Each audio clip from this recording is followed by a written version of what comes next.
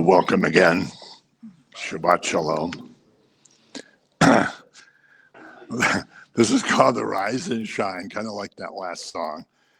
But I know you didn't hear the music on the stream, but he's become our glory. He's the lifter of our head. We're not our own glory. We're not our own promoters. We're not, last night I was doing a teaching from John chapter 1, and John the evangelist was talking about John the Baptist, and John the Baptist says, I'm not the Christ. I'm just here to be his messenger. And it kind of applies to all of us, because as we evangelize people, as we promote the gospel, people may say to you, well, who do you think you are? And say, well, I'm not the Christ. I'm here to tell you about him. I'm here to reflect his glory. I don't have any glory of my own. I'm here to reflect his glory. I'm here to tell you about him. And so tonight we're going to talk about a rise and shine. And I know that over the last few weeks, we've done a lot of stuff from Isaiah. And we're going to start with another passage from Isaiah, but then we're going to go rapidly through a whole bunch. But Isaiah 60, verse 1, arise, shine, for your light has come, and the glory of the Lord is risen upon you. Woo. So arise and shine. Your light has come. We just got done celebrating the birth of the Messiah, where a child is born, a son is given. The God-man, 100% of both natures, the light of the world. Again, when the old man Simeon picks him up in the temple and says, this child's the light to the Gentiles and the glory of Israel. It's a light to the Gentiles. He's the light. We did a passage about how the light shines into the gloom. Everybody's living in a gloomy world of sin and rebellion, but the light shines into it. Again, John says, the light came into the world, but, men didn't like the light, because their deeds are evil. You don't like light shining on you if you're doing something evil, but the light shines through the darkness. And John says the darkness does not overcome the light. So here he says, your light has come. The glory of the Lord, all capital letters, this is Yahweh, this is God's name, is risen upon you. I mean, the light that was from everlasting, from before the creation. Yeah, light was the first thing that was created. But before anything was created, he had his own light. He was El Shaddai. He was self-sufficient, self-efficient. He didn't need anything. He doesn't need anything to exist. He didn't create Adam and Eve thinking, well, maybe they can help me out here and there. Give me a hand when I'm trying. No, he doesn't need us. He creates because it's part of his nature to create and to love his creation. But the light has risen, for behold, the darkness shall cover the earth, and deep darkness all other people. Has there ever been a time in the past where there's been as deep a darkness as there is now? I don't know.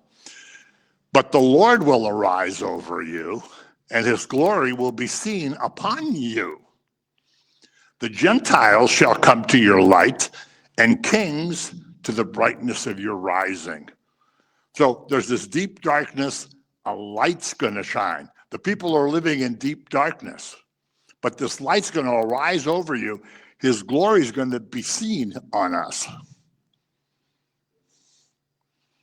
Wow, so when you're at the coffee shop telling somebody the gospel, his glory is shining through you. You have maybe a little bit of glory of your own, but it's pretty minimal. But his glory is shining through you. And Gentiles are going to come to the light. Isaiah, more than any other prophet, talks about how Gentiles will come into the kingdom. David talks about it a lot too in so many of the Psalms, but Isaiah just says it beautifully. Gentiles are going to come to the light. Kings are going to come to the brightness of your rising. The nations had no clue what was going on in the land of Israel, and they couldn't care less. right? If you were living in the Greek civilization, the golden age of Greece, what would you have cared what was going on at the temple? You could have cared less, right?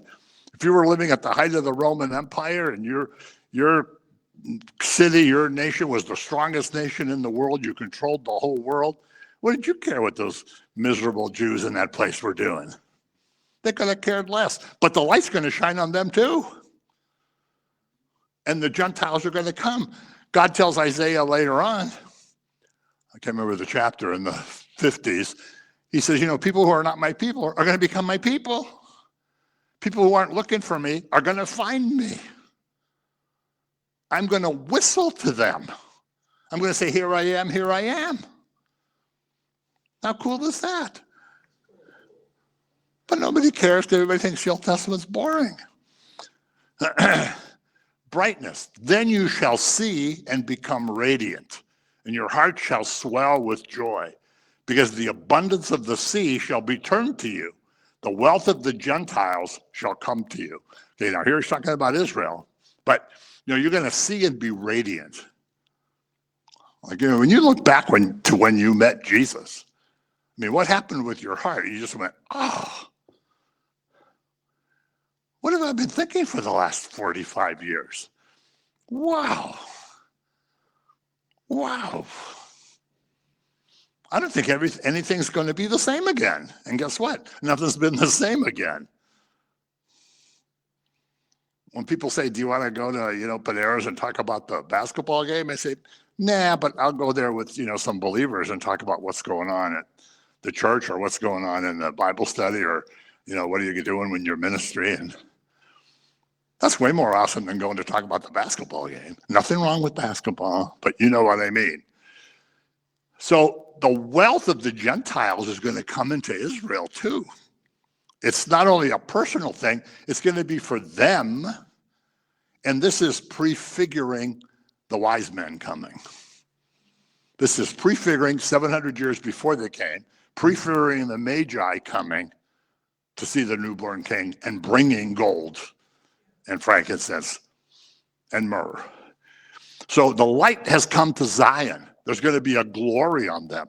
They have the glory with the Shekinah glory, the Shekinah, which was the glory cloud. And when they got back to the land, they didn't see the cloud all the time like they did in the wilderness. When the temple was built, when Solomon went to dedicate the temple, the cloud was so thick that everybody had to leave the building. The choir couldn't sing. The guys playing guitars couldn't do it. The organ player said, we got to go. Oh, come on, that's a little bit funny. The drummers couldn't play. The priest couldn't do the rituals. The priest couldn't even say the prayers. They all had to leave because the Shekinah was so thick. And Solomon beautifully says, the heavens can't contain him. And I built this house. How is this house going to contain him when all of the heavens can't contain him? So Solomon was pretty blown away by all this. So the light of the Messiah is going to come because the Shekinah was the true presence of God. It was God physically manifested. So, of course, Yeshua, Jesus, the Messiah, was in, you hate to use words like in, but none of our words can describe the interactions of the Trinity, but he was in the Shekinah cloud. He gave the law to Moses, but now he's going to come with a light that's not only going to affect the people, but is going to affect the Gentiles. The Gentiles are going to be drawn to this light. And as he says, darkness covers the earth, and it's a deep darkness. The Greek means it's a darkness that can be felt, or the Hebrew, I'm sorry. This is Isaiah. The Hebrew, it compares it to like in Egypt when the plague was darkness, which I think was it the ninth plague or the eighth? I think the ninth plague. The darkness was thick. You could feel the darkness. You couldn't see to do anything. You couldn't see your hand in front of your face. It says in Torah. We have that expression in our language, right? Well, I can't see my hand in front of my face. Well, they couldn't. But in Goshen, where the Israelites were living, the sun was out. but the Egyptians couldn't see anything. But so it was a darkness that can be felt. The same words are used in this passage that Moses uses when he writes Exodus. So since the light of Messiah is going to shine on people, including Gentiles, including us, we don't have that darkness that you can feel because we're living in the light. We're living in the light of Messiah. And yes, you know, when you watch the news and when you talk to people and you look around and you say, wow, things are really bad. And, you know, you can get discouraged. But we have the light of Messiah. He's the Lion of Judah. He's in charge. He's going to come back to fix all of this. And I hope it's tonight. But he's going to come back. And so we have the light of Messiah, just like the people in Goshen had the sun out while the Egyptians couldn't see their hands in front of their face. So we're to arise and shine. Why should we be discouraged? We should arise and shine.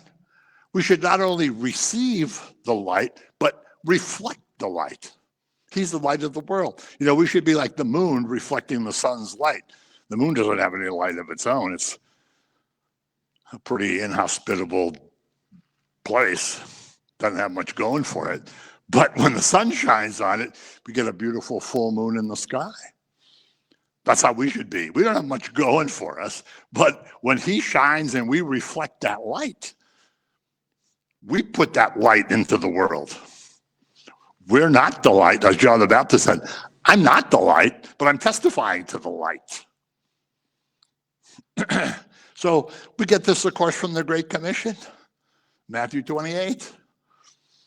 Go make disciples of all nations. He doesn't say go make, I want people who like me. Go out and get some people to like me. I want some fans. I want people that say yay. You know, I want to be high five Jesus on Sunday mornings. No, he says, I want disciples. I want people who deny themselves, pick up their cross and follow me. I want people who deny themselves. I want people who say, well, okay, this is happening, but I'm all in. Okay, I just lost all the money I had, but I'm all in. Okay, I just got this disease, but I'm all in. I didn't expect this to happen, but you know, pretty soon it's all going to be over with. Hope it's tonight, but pretty soon it's all going to be over with.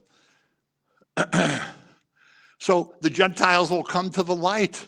In the Old Testament, of course, very small numbers of Gentiles came and wanted to, quote, be Jews. You know, they were proselytes. They came and wanted Cornelius, one of them, and the centurion that in the Chosen is Gaius, but the centurion who Jesus heals his slave, which in the series is also his illegitimate son, but they take a little bit of license to make a more interesting story. But there were people that were Gentiles, but understood that the God of Israel was the real God, not the hundreds of gods we have back in Athens or back in Rome. I mean, they have the real God here. I'm impressed. I want to know more about this. I'm sick of the Jupiter and the Zeus and the Venus and all that stuff. I want to know about your God. So they would come and they would study. And they could, of course, not be ethnic Jews, but they could be religious Jews. They were called righteous Gentiles. Righteous Gentiles. Oskar Schindler is called in Israel a righteous Gentile because he saved so many Jews during the war. But anyway, very few. After the Messiah comes, millions of Gentiles come in. And through the course of the 2,000 or so years that it's been, I don't know how many there are. There have been billions over the 2 millennia. Before Messiah, a handful would come and say, yep, I want to worship at the temple. Well, okay, you can, but you have to stay over there. Now, hey, you come right up here. Millions. So, and it says they're going to come from everywhere. They're going to be drawn. They're going to believe. You know, in the book of Hebrews, the writer talks about how, you know, the heavenly Jerusalem comes, the city of the living God, the new Jerusalem. That doesn't mean the church replaces Israel. It does not. There is not replacement theology. But it's the new Jerusalem. We're living in the new Jerusalem. The last couple of chapters of Hebrews are awesome about this. You know, come to the mountain. And it's not the mountain like Mount Sinai was, where everybody was scared. It's a joyous mountain. It's a joyous place because the light is here. Mount Sinai was kind of scary.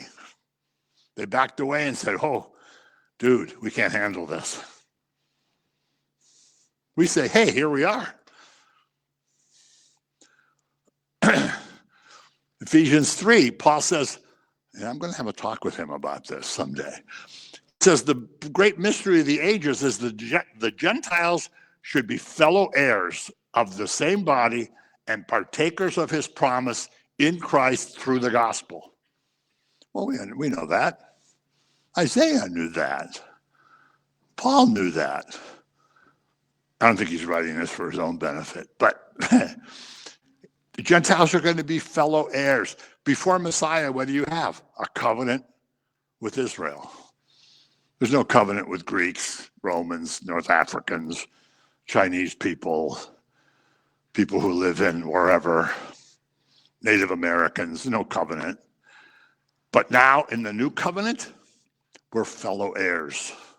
There's one body. There's not, like I always say at the Lamb Network show, there's not two bodies of Messiah. There's not a Jewish body and a Gentile body. There's one body, right? The church is the bride of Christ. There's one body of Messiah. So we're heirs. We're partakers of his promise because of the gospel. Well, now that nobody in the world knows what the gospel is anymore, this is like a free-for-all. But when you know what the gospel is, you say, yes, of course. He died for me. He died for them. He died for the Jewish guy over there. He died for the Muslim guy over there. He died for the Hindu guy over there. And if they come, we're all in the same body. And, of course, the three wise men. This prefigures the Magi. We think there's always thought to be three because there were three gifts. But it doesn't say there were three guys. I mean, I like to think there might have been 7 or 8 and they chipped in for the gifts. No? Okay. So they came from 1,000 miles away. We don't know much about them except we know one thing. They weren't Jews. They were Gentiles. They were some translations call them astrologers. The name Magi comes from magic. But they knew that this was the prefigurement of the Gentiles going to him. They come into Jerusalem thinking, hey, everybody's going to be excited that the Messiah's been born. And they talk to them like, we don't know what you're talking about. Where you guys go? What are you guys even doing here? And as we're going to get to in a minute, when they leave to go to Bethlehem, not one single Jewish leader, not one single religious leader goes with them. When you're standing on the Temple Mount, Bethlehem is about 8 miles away. So these guys come 1,000 miles, but nobody in Jerusalem goes 8 miles to say, hey, we better go over there and see what happened. After all, Micah said the Messiah is going to be born in Bethlehem, and these guys said, wait a minute, maybe we should go over there. They don't. And way back in Torah, you know, when Yeshua said, Moses wrote about me, here's another example. Numbers 24, we could do a whole thing about this. This is Balaam, the pagan priest, and Balak, the king of the Moabites, one of the ites. I think I'm pretty sure it was Moabites. I see him, but not now. I behold him, but not near. A star shall come out of Jacob, a scepter shall rise out of Israel. This is 1,500 years before Messiah. A pagan priest gets this vision. I see him, but not now. He's not here now. John the Baptist says, there he is. And everybody probably went, him? Yep. I behold him, but not near. A star is going to come out of Jacob. The wise men, the Magi, were following a star. Did they know this prophecy? Had they studied Hebrew scripture? Probably, maybe, I don't know. And a scepter is going to rise. A scepter is, of course, the king's power. It's a sign of power. Back in Genesis 49, as the old man Jacob is dying and he's blessing the boys, some of the blessings are pretty ugly. But when he gets to Judah, he says, you're going to be a lion, you're going to roar, you're going to rip your prey, all your brothers are going to bow down to you, and the scepter is going to be between your knees until Shiloh comes. So in other words, Judah's going to govern until the Messiah comes. The kings used to sit with a scepter between their knees. So when you came in, you said, whoa, and you bowed down or whatever you had to do. The scepter shall not depart from Judah, nor a lawgiver from between his feet until Shiloh comes. Shiloh is a place, it's the same root as shalom, a place of peace. There was a city called Shiloh where the ark was kept after the people first got to the land. So before they took control of Jerusalem, which was in David's time, the ark was in Shiloh and some other places. But here it means the Messiah. So Matthew 2.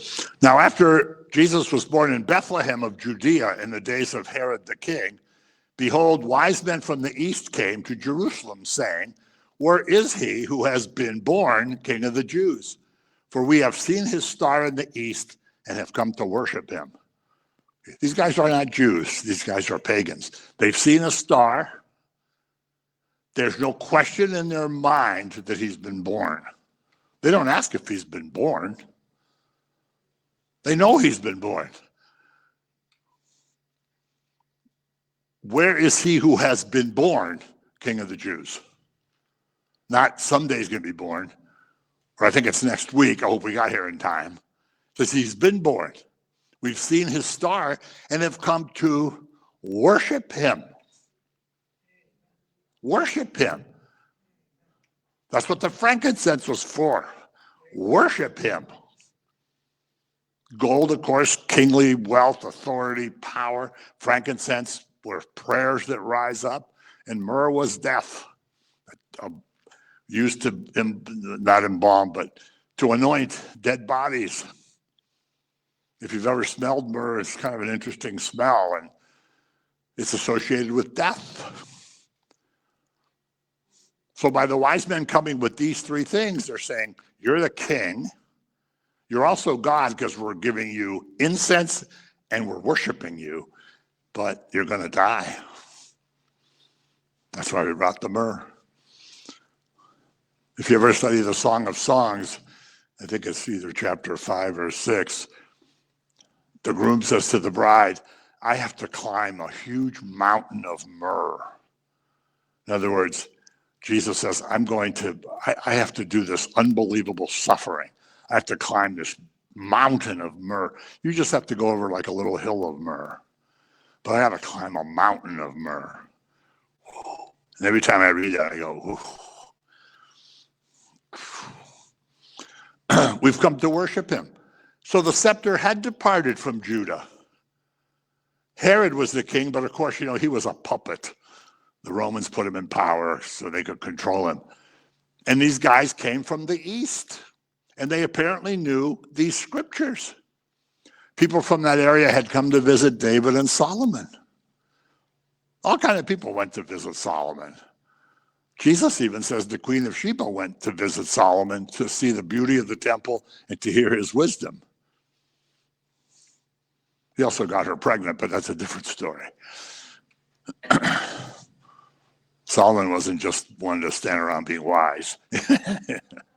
Oh, come on, that's a little bit funny.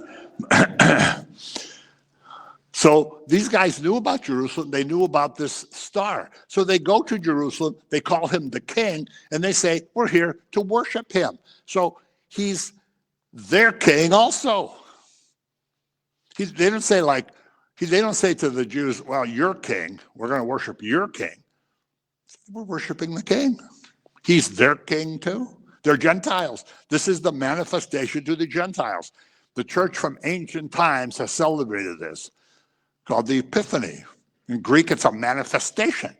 Messiah's manifested to the Gentiles. Manifested to the Gentiles. You know, in Acts 10, when Peter's preaching at Cornelius' house and the Holy Spirit falls into the house, and Cornelius' little prayer group all of a sudden becomes charismatic, and it says they're praying in tongues and they're singing and they're running around the room praising God. The Jewish believers, instead of saying, whoa, this is great, they say, wait a minute. How come these Gentiles got the Holy Spirit? That's supposed to be for us. And Peter, you know, once in a while, Peter said something smart, not usually, but once in a while. He says, hey, they got the Spirit just like we did. Yeah. We get the light, we get the glory, we get the Spirit. And the Magi says, he's our king too. Yeah, he's king of the Jews. You know, we could go to Jerusalem right now and say, you know, we're here to learn about the king of the Jews. We know who the king of the Jews is. You probably don't, but I'm here because of the king of the Jews, right? Because he's our king too. He's not only just king of the Jews, he's king of the universe. He's king of kings. He's Lord of lords. Gabriel tells Mary he's going to sit on the throne of his father David forever. There's not going to be an end to it. Right? There's not going to be an end to it. Paul writes in Colossians chapter 1, he sits on the throne and the whole universe subsists in him. He controls everything that's going on in the universe. Nothing is out of his control. He doesn't say, oh, wait a minute. How did that star get over there? I wasn't paying attention. I must have dozed off. Or, I can't. What did Bill just say? I can't believe he just said that. Wow, that took me by surprise. He knows everything. He's running the whole universe, sitting on David's throne. So he's their king too. They come from a far place. It's an uncomfortable journey. A camel. Anybody been on a camel? Smelly. It's the most disgusting smell. And how does the camel go? Bonk, bonk, bonk. Can you imagine 1,000 miles? Bonk, bonk. As we were saying yesterday morning, I mean, if you covered 10 miles a day, that'd be amazing. If I covered less than 10 miles a day. I rode one in Israel, and it was disgusting. When I got off of that thing, I had to go back to our room, take a shower, and change my clothes because I smelled up the whole rental car. So they went on this uncomfortable journey to find him. Uncomfortable. You know, Abraham went from present-day Iraq to the land of Canaan. It was a long journey. It's a physical journey, also a spiritual journey. Abraham's listening to a voice telling him what to do, and he's obeying. Abraham had faith, and it was counted as righteousness. Abraham obeyed, and it was counted as righteousness. These guys got 1,000 miles of clump. They got a lot of time to think, like, where are we going again? Are you guys sure you got this thing with the star right? We still got a long way to go. I know there's a Hampton Inn at the next exit. Maybe we should just stay there overnight. And what about us? Everybody's on a journey. Everybody's on a journey. And even after you're a believer, you're on a journey. You got to go through your life. It's like the people in the wilderness. And sometimes the journey's going really nice, and the sun's out, and it's 70 degrees, and it's just a beautiful day. And sometimes there's blowing snow and it's 10 below zero. Sometimes it's pouring rain and you trip and fall in a puddle and you get up and you're all covered with mud. But it's a journey. They came on a journey. They ask where he is. They don't have any doubt that he's been born.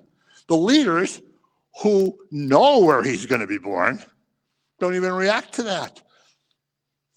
Herod, he's a dope. Herod was half Jewish, half Gentile. I don't know exactly where he's from. But he has to ask the religious guys, where's the Messiah going to be born? Because he doesn't know. And they don't hesitate. Do you ever notice? They don't say, we got to go look that up. I got to go up and get a couple of scrolls. We got to look that up. Wait, I got to Google it. I think there's a prophecy about that somewhere. Yes, Micah chapter 5, verse 2. He's going to be born in Bethlehem. Wait a minute, did you guys say you're going to Bethlehem? You saw a star? Wait a minute, is that from Numbers 24? Wait a minute. No, they say, okay, well, you guys have a nice trip. It's the city of David. Messiah is the son of David. Bethlehem means house of bread, Bethlehem. He's the living bread come down from heaven. He's born in a place that means house of bread. Your ancestors ate manna and they died. You eat this bread, you'll live forever. Bread, bread, bread. We're going to a place called House of Bread. This is the city of David. He's the son of David. 2 Samuel chapter 7. So sometimes people who should lead us to Christ don't. Those religious leaders should have been the pastors, the shepherds of those people. And they should have pulled themselves together and said, the prophet says, Bethlehem. Moses wrote a star is going to come. These guys say they came because of a star. And they're talking about a king. And they're going to go worship. Maybe we better go over there. Maybe we better go over there. Nothing to lose if we go there. Nothing's going on. We'll just come back. It's only 8 miles. No, they don't. People in the church who should be leading people to Christ aren't leading people to Christ. Or they're trying to take people who have already been led to Christ and take them off in different directions. Jesus called them wolves in sheep's clothing. And what's even worse than that is a wolf in shepherd's clothing. But we'll get into that some other time. So they went to Bethlehem. Nobody went with them. They came from so far, and the chosen people won't go to the next town. 1,000 miles, clump, clump. They could have walked to Bethlehem in 2.5, 3 hours. So we have to go, even if nobody else goes. I mean, if we're the only Christians left on earth, and somebody says, you guys are pretty silly. You're the last ones left. We say, okay, well, we're the last ones left. But I'm keeping on the journey that I'm on. We have to go even if nobody else goes with us. Oh, all the churches are shut down. Okay, well then, we'll meet over here. Well, we're going to shut this one down too. Okay, then we'll meet in the woods. Well, we're going to have the army out there looking for you guys. Okay, then we'll go to wherever. We're going to keep on the same journey. So when they get there, they didn't care about this poor place where the baby was and Joseph and Mary were. I mean, these guys lived in palaces. These guys had gold and stuff, and they probably even washed their camels. Maybe they weren't very smelly. But they get to this place, and they discern that this is the king, despite the situation. Despite the fact that it's a stable or a cave or whatever it is, despite that he's lying in a manger, we don't know where they were when they got there. Some time had gone by. Matthew calls it a house. I don't know. And they give their gifts. They don't say, oh, guys, it looks like we made a big mistake. Can't believe we came all the way back here. We got all this stuff, and this is it. No, they left the gifts and they worshiped them. Can you imagine Mary and Joseph? These guys come in with all their stuff on. They're like, who are you guys? We're going to give you some gold. Okay.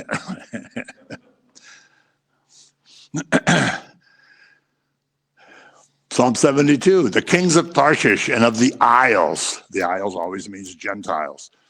The kings of Tarshish and the isles will bring presents. The kings of Sheba and Seba will offer gifts. Yes, all kings shall fall down before him. All nations shall serve him. You know, it says, I'm trying to remember the reference now. Is it in Revelation? No, I don't. It says kings will be startled by him. I mean, we're amazed by Jesus, right? We're amazed. We're in awe. Like the Chris Tomlin song says, I'm in awe of you. We're in awe of him. But he says kings will be startled. So all these powerful men are going to go, all of a sudden I don't feel so powerful anymore. Hope it's tonight. All the nations will serve him. So he's manifested to the Gentiles. 3 of them at least. Maybe there were more. Maybe some Gentiles that were there on vacation happened to come by the place. Because, of course, he's not going to have a sign put up that says, no Gentiles past this point. I didn't come for Gentiles. It's manifested to us because we're supposed to arise and shine because the light is shining through the darkness. Woo! And we're reflecting it. Woo! How cool is that?